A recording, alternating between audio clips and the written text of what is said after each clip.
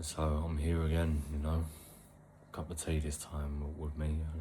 Well, there's always a cup of tea with me, but I got it in my hand this time. I thought I'd show you.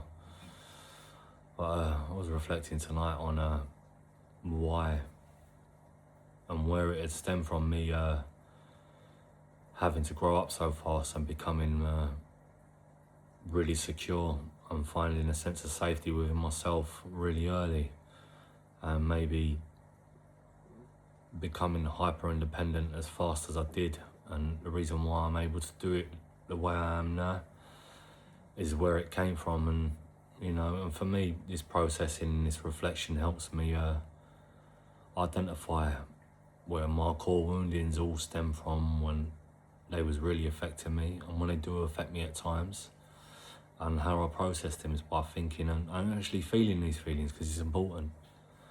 Because who we are and who we're becoming is always shaped by our experiences in life, and all our experiences make us the people who we are. So they shape our personalities, our identities, our sense of self, how we visualize partnerships, platonic and intimate, and also just all round. It shapes your identity, becomes your personality, because we never stop learning. Like a child mind is a sponge, so is the adult mind, because it never stops learning, just a little bit slower in the adult years. And for me, I try to keep it ticking by always processing, and I try to allow myself to feel the feelings, and it's good for me to do. And I know where my sense of security and my sense of self stem from, and that's my core wound, which is my abandonment wound, which was stemmed from childhood with my father never being there and choosing not to be in my life. He made the choice to be like that. I wanted to be in my mother's life, but I didn't want me in his life. It was weird. But I remember my first sense of having to know that I've got to be here on my Todd was when I went on my first and only ever holiday I've still ever been on now as a 38-year-old man, was with my grandparents, my aunt and my mother. We went to Spain. My grandfather had a villa, or his mate had a villa, and let him have it for a few days. And we went there, and it kind of went to pots really quick, because it was infested with cockroaches. And this was in the 90s. I was only about 8, because my other grandparents were still alive. My grandmother Winnie and Farvey, my other grandfather. So they died in around 96, I think it was. So I must have been around the age of 7 or 8 when we went here. And that's how early I had to start really thinking about having my wits about me, knowing what's what, as I said before, having that discernment. And we went on holiday, and my grandfather had to take us to a hotel early and kick us out of this villa, his friend's villa, because it was infested with cockroaches after we had to make some adjustments to the wall where the fridge weren't working. We made a hole in the wall, whatever, and the cockroaches pulled out. And there were so many, we had to go. And we went to this hotel, and the second day we got to this hotel, it was raining. And I remember my mother taking me upstairs, and she put me in a hotel room that me and her shared. It was just me and her in this hotel room. My grandparents and one, and my aunt in the other. And she went, just stay here, I'm gonna be downstairs at the bar, having a drink and something to eat. You'd be fine in there, just stay in here and watch cartoons on the telly. There was a little CRT TV in this hotel room up in the corner, and a little box 14-inch telly, like the old school prison tellies, if you know, you know. And channels 1 to 4, if you're lucky. A little silly joke there. But I was watching cartoons on there, and there was Spanish, obviously. So I remember it was like on loop. It was Thundercats and Transformers, but it was the cartoons as it was in the 90s for us kids. And I remember sat on this bed, engrossed in it, trying to figure out what the fuck they're talking about, And I couldn't see the telly too much, and there was glare. I told my mum, I said, I can't fucking see that telly. I didn't swear, obviously, I was a child. I can't see that telly. And she went, shut the curtains. She shut these big curtains in this hotel room. She went, right, I'm going to be a good boy, I'll be downstairs. And she went, when I remember sitting there for hours were passing, hours and hours must have been passing. I didn't even know. I was getting thirsty, dry mouth and everything.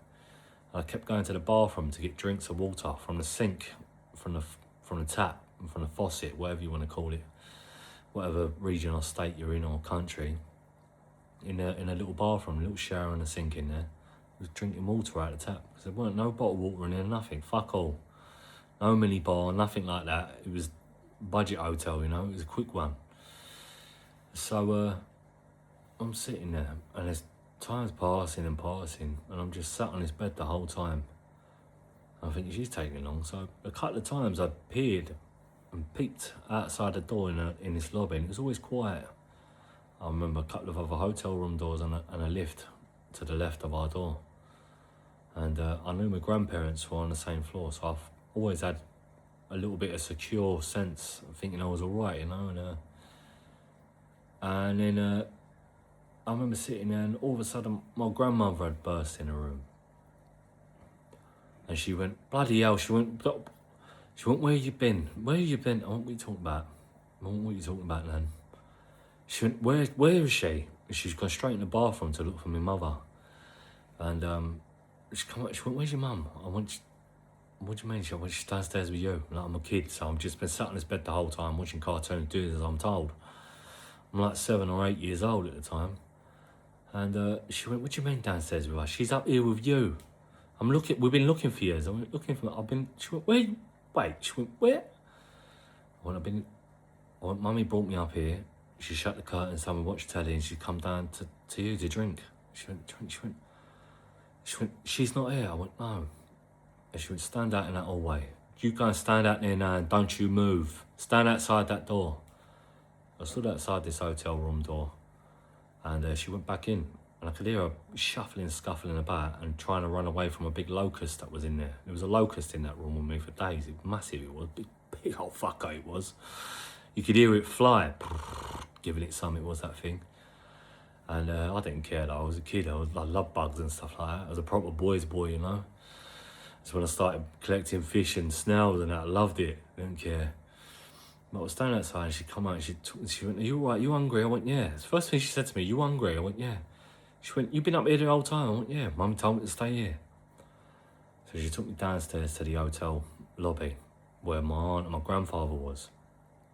My grandfather had a big smile on his face, as he always did, my granddad Terence. And he went, he's smiling from me to him. He went, where you been?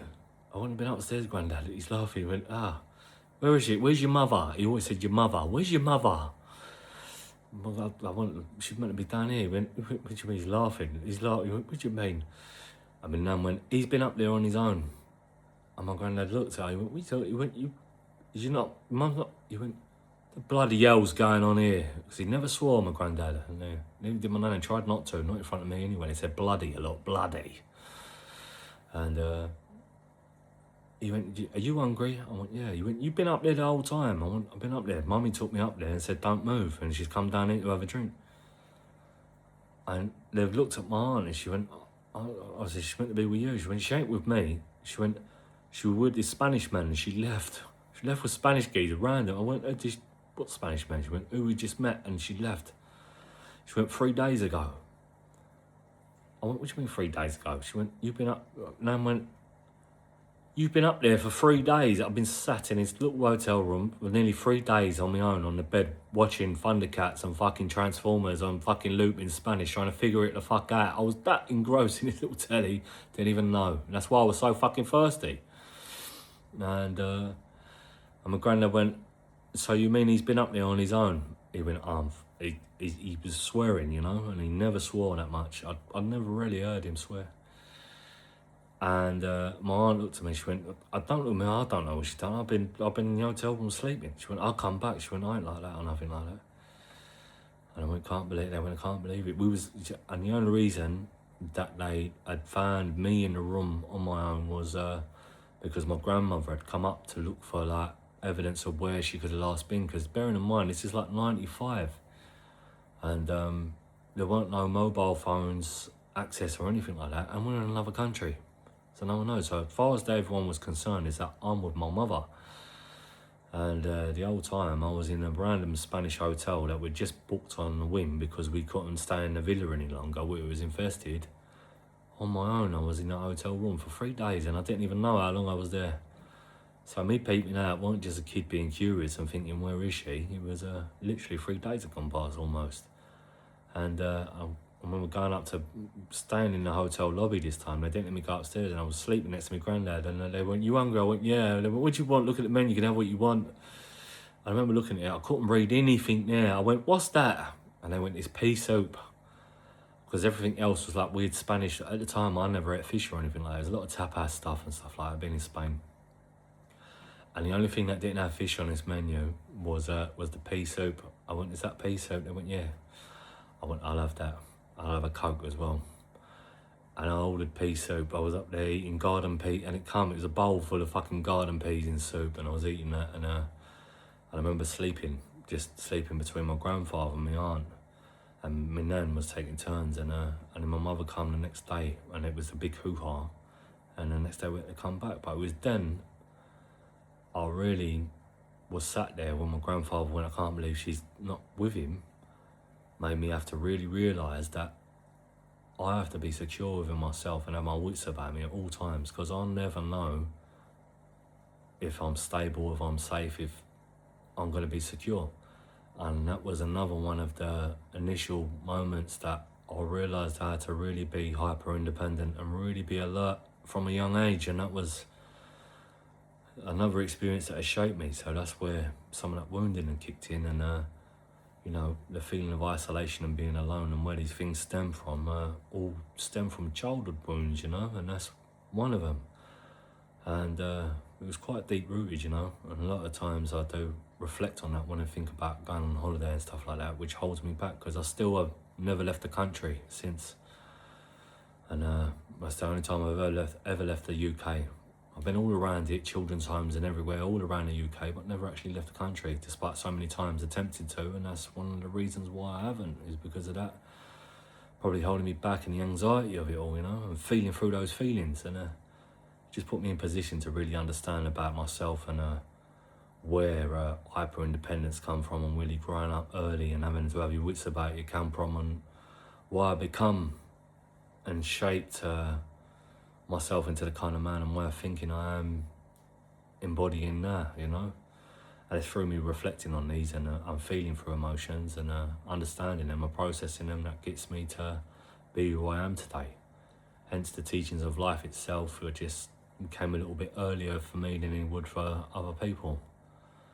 And that was the next step in me